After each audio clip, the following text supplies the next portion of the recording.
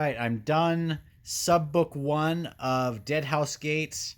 Here are my thoughts. Now, more and more, I'm just blown away by this reread. Um, I've come to realize that really my favorite Malazan book is the one that I'm currently reading, with the exception of when I got a little salty at the end of The Bone Hunters for no reason. I think it was actually had to do with work, and that just shows you that your reading state really just kind of affects things. And also, Dust of Dreams and the Crippled God is when I lost a lot of the plot and it just wasn't hitting for me, but I can't wait to get back there. But I've almost thought every book along the way has been my favorite. And this is, if I was making a new list based on right now, I would, this is darn near the top.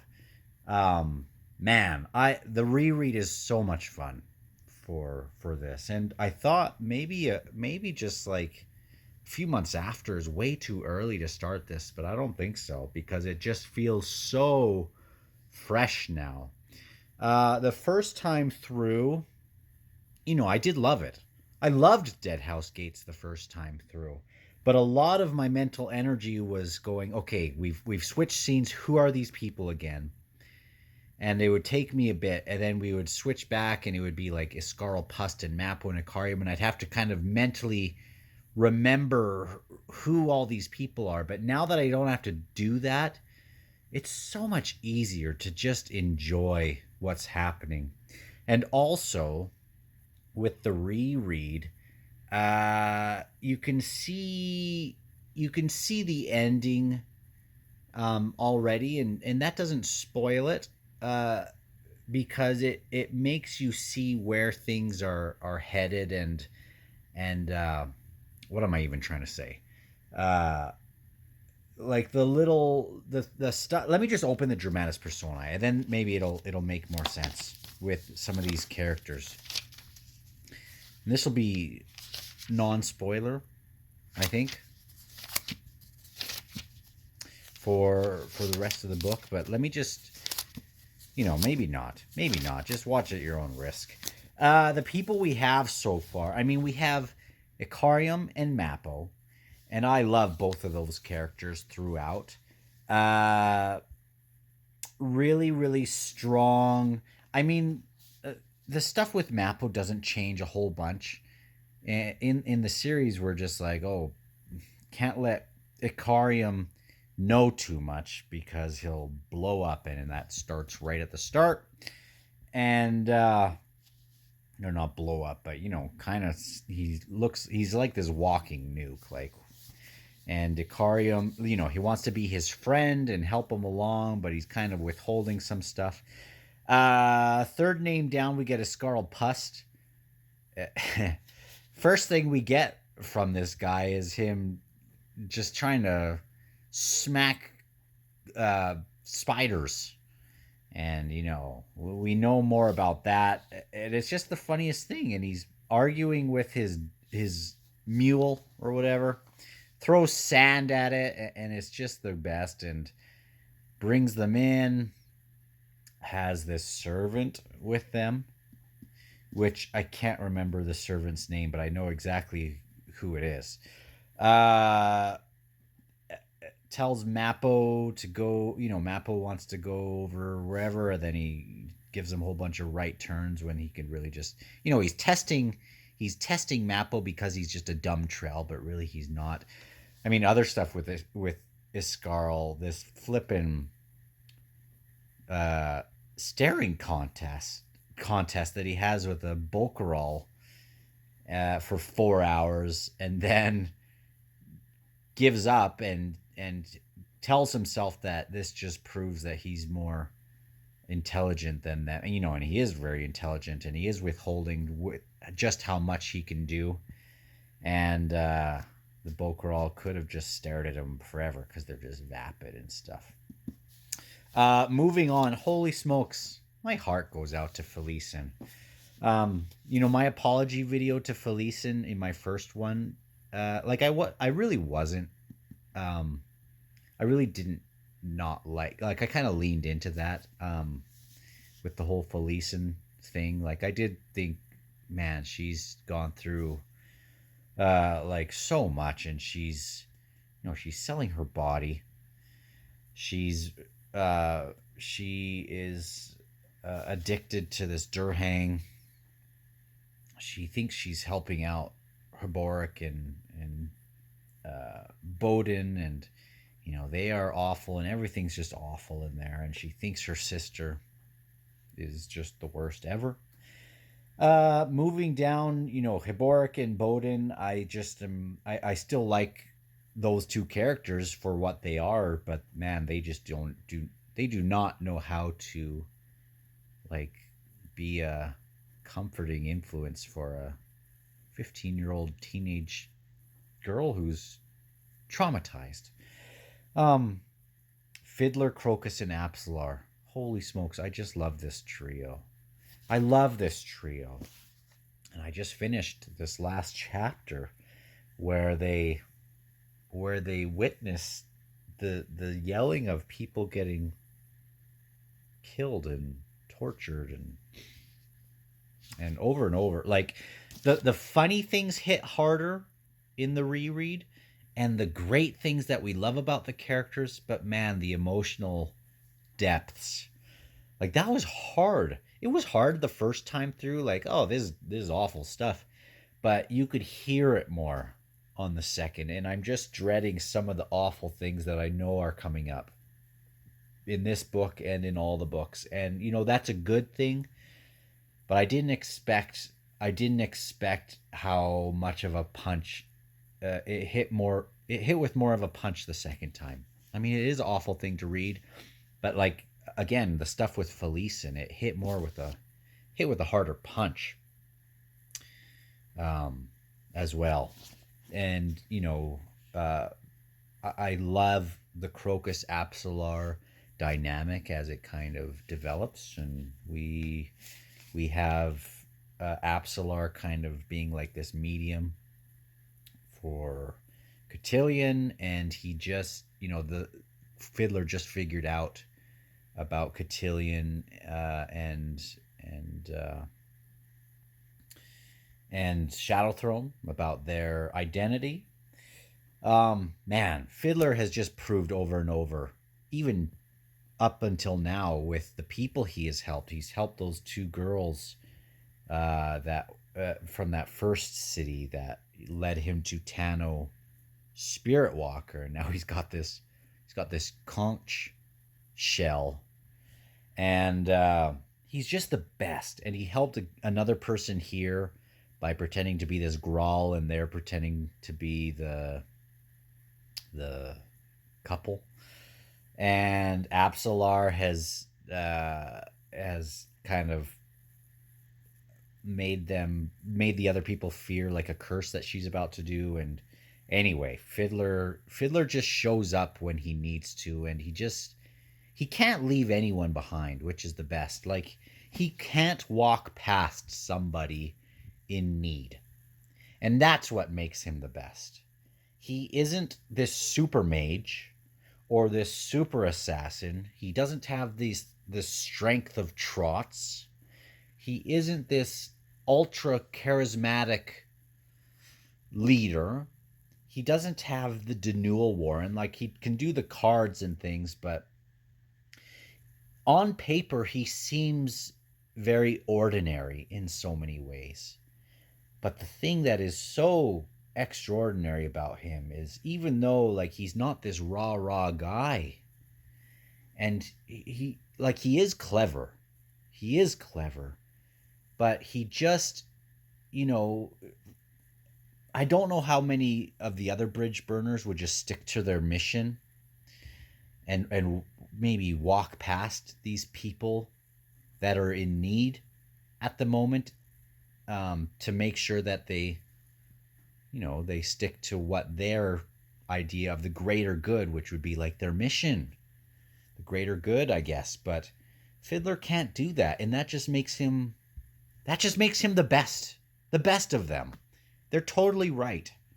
And every time I see him. And I started to kind of feel this way mostly in House of Chains, where we see him kind of he really leapt to the front for me in House of Chains, but you can even see it here, and I just love this book so far.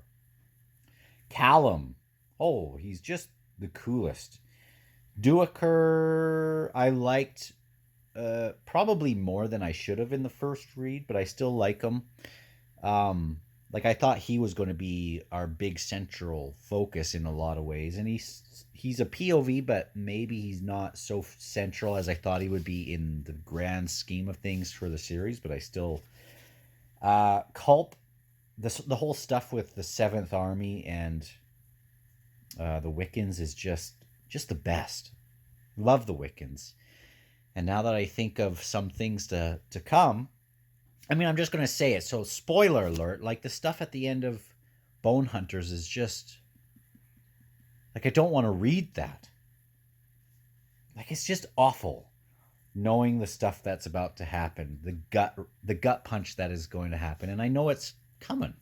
Walking towards it like a lamb to slaughter emotionally. Malik Rel, great character.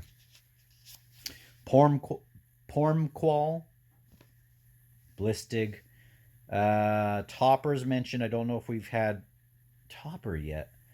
We haven't gotten to Gessler and Stormy and all that. I imagine that's coming up in Subbook 2.